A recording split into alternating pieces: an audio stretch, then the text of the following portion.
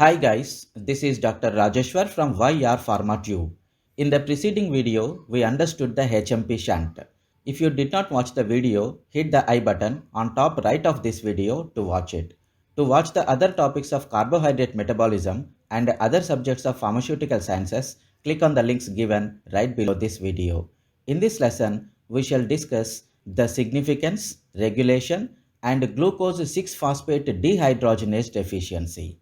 The HMP shunt is a unique pathway used to create products essential in the body for many reasons. The HMP shunt is an alternative pathway to glycolysis and is used to produce ribose 5-phosphate and nicotinamide adenine dinucleotide phosphate, that is NADPH. This pathway occurs in the oxidative and non-oxidative phases, each comprising a series of reactions. The HMP shunt also has a significance in the medical record as enzyme or cofactor deficiencies can have potentially fatal implications on the affected patients. The HMP shunt is parallel to the glycolysis pathway and it takes place in the cytoplasm. Glucose may enter the glycolytic pathway or enter the alternative HMP shunt depending on the cell's individual needs at the time. Once the glucose enters the HMP shunt, it undergoes a series of reactions broken down into the oxidative and non-oxidative phases. The oxidative phase is responsible for converting the intermediate glucose 6-phosphate to 6-phosphogluconolactone using the glucose 6-phosphate dehydrogenase enzyme. The byproduct of this reaction is the important molecule that is NADPH. 6-phosphogluconolactone then converts into ribulose 5-phosphate and NADPH gets produced again as a byproduct. The non-oxidative phase of the HMP shunt involves the conversion of ribulose 5-phosphate to ribose 5-phosphate through a series of independent reactions. It is important to note that no NADPH molecules get created in this part of the HMP shunt. Ribose 5-phosphate in this reaction can be returned to the glycolytic pathway as fructose 6-phosphate. This step requires the transketolase enzyme with the presence of the thiamine cofactor. Thiamine also participates in a plethora of other metabolic reactions throughout the body. It is used by enzyme alpha-ketoglutarate in the Krebs cycle for the enzyme pyruvate dehydrogenase as well as branch-chained ketoacid dehydrogenase. The HMP shunt pathway is under the regulation of the demands of NADPH in the respective tissues. The rate-limiting enzyme is glucose 6-phosphate dehydrogenase and has allosteric inhibition directed by the presence of NADPH and allosteric activation via the presence of NADP+. Consequently, the activity of glucose 6-phosphate dehydrogenase activity also increases in a fed state with a high carbohydrate diet and conversely decreases in a starving or a diabetic state. Significance of HMP shunt. The significance of HMP shunt is NADPH and ribose 5-phosphate molecules that are generated in the pathway. NADPH is an important molecule as it has a plethora of functions throughout the body. Number 1. NADPH produced in the shunt is used for the biosynthesis of several important compounds in various organs. In the liver, NADPH is used for the synthesis of fatty acids, cholesterol, bile acids, glutamic acid, and cytochrome P450 hydroxylase system. In the adrenal cortex and gonads, NADPH is used for cholesterol and hormone synthesis. In the adipose tissue, NADPH is used for fatty acid synthesis. And NADPH is used for formation of deoxyribonucleotides and pyrimidine nucleotides. Number 2. In RBCS, NADPH produced is used for the formation of reduced glutathione and oxidized glutathione.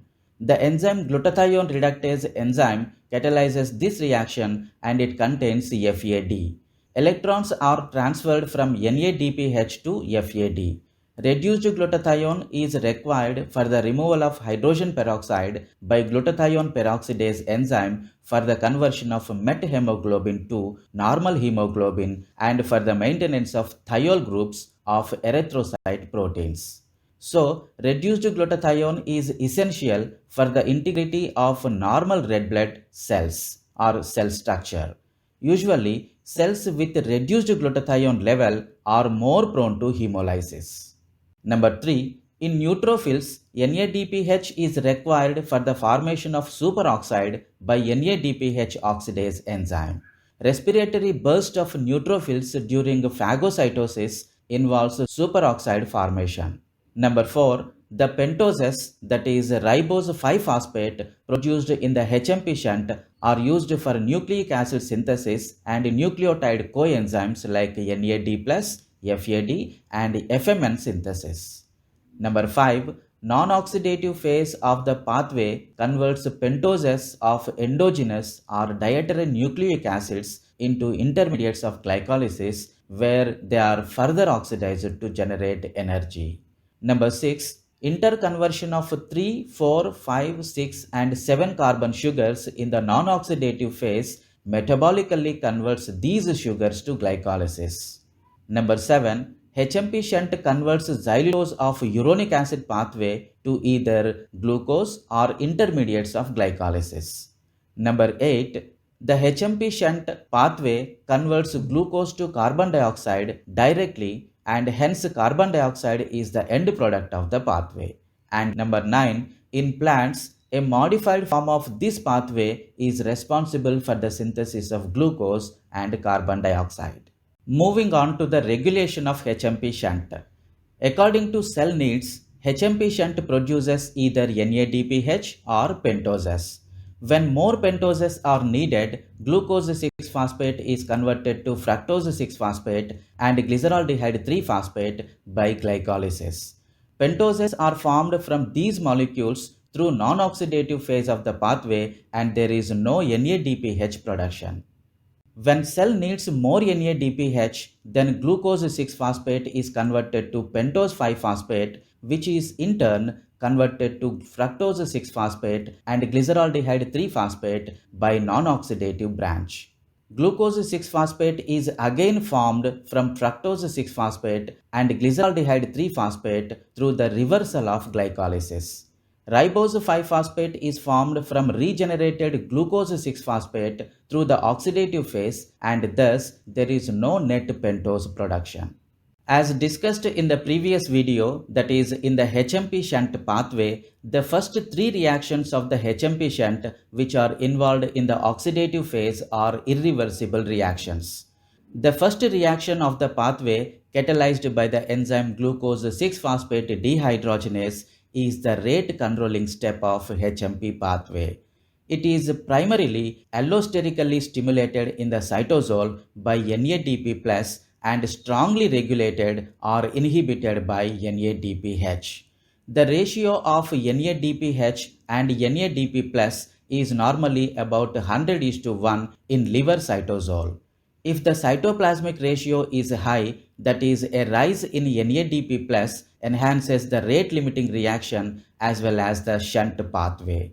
A decrease in the ratio, that is a rise in NADPH level, inhibits both glucose 6-phosphate dehydrogenase and 6-phosphogluconate dehydrogenase by making less NADP+ available for their catalytic reactions, and also by competing with the NADP+ to occupy the enzyme binding site of glucose 6-phosphate dehydrogenase. Activities of both dehydrogenases, which are utilized in step 1 and 3 of the pathway, and the rate of the pathway are enhanced on feeding high carbohydrate diets and are reduced in starvation and diabetes mellitus. Increase in fatty acid synthesis and steroid synthesis reoxidizes NADPH to NADP+ and cytoplasmic ratio of NADP+ and NADPH increased, which enhances the shunt pathway. The hormone insulin is involved in the regulation of HMP shunt. It enhances the pathway by inducing the enzyme glucose 6-phosphate dehydrogenase and 6-phosphogluconolactone dehydrogenase. Also, thyroid hormones enhances the activity of glucose 6-phosphate dehydrogenase and thus the shunt pathway. Coming to glucose 6-phosphate dehydrogenase deficiency. Glucose 6-phosphate dehydrogenase deficiency is the most common enzyme deficiency worldwide. It is an inborn error of metabolism that predisposes to red blood cell breakdown. Most of the time, symptoms are not seen in those who are affected. Complications can include anemia and newborn jaundice. It is a sex-related recessive disorder that results in defective glucose 6-phosphate dehydrogenase enzyme. It is an enzyme which protects RBCs which carry oxygen from the lungs to tissues throughout the body. A defect in the enzyme results in the premature breakdown of RBCs. This reduction of RBCs is called hemolysis. Glucose 6-phosphate dehydrogenase is an enzyme utilized in the HMP Shunt. It converts glucose 6-phosphate into 6-phosphogluconolactone and is the rate-limiting enzyme of the metabolic pathway that supplies reducing energy to cells by maintaining the level of the reduced form of the coenzyme NADPH. The NADPH in turn maintains the supply of reduced glutathione in the cells that is used to mop up free radicals that cause oxidative damage. The glucose 6-phosphate dehydrogenase and NADPH pathway is the only source of reduced glutathione in RBCs, that is, in erythrocytes. The role of red cells as oxygen carriers puts them at a substantial risk of the damage from oxidizing free radicals except for the protective effect of glucose 6-phosphate dehydrogenase, NADPH and glutathione. People with glucose 6-phosphate dehydrogenase deficiency are therefore at high risk of hemolytic anemia in states of oxidative stress. Oxidative stress can result from infection and from chemical exposure to medication and certain foods.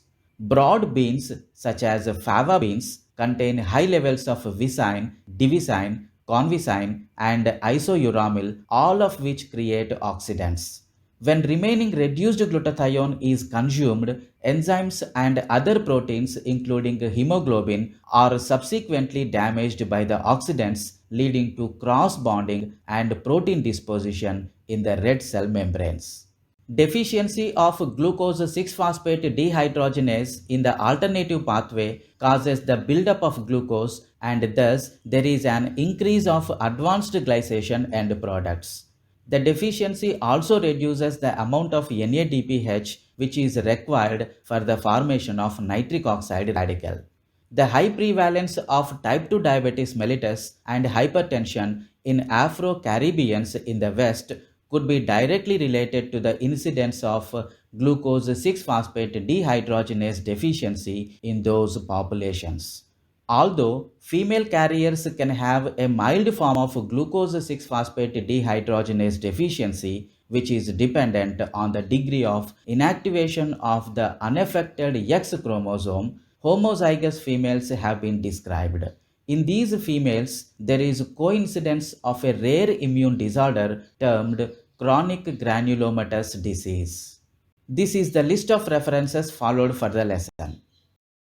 That's all in this video, the significance, regulation and the glucose 6-phosphate dehydrogenase deficiency. In the next video, we will discuss about glycogen metabolism. Till then, never stop learning and never stop watching my videos. Thank you for watching this video.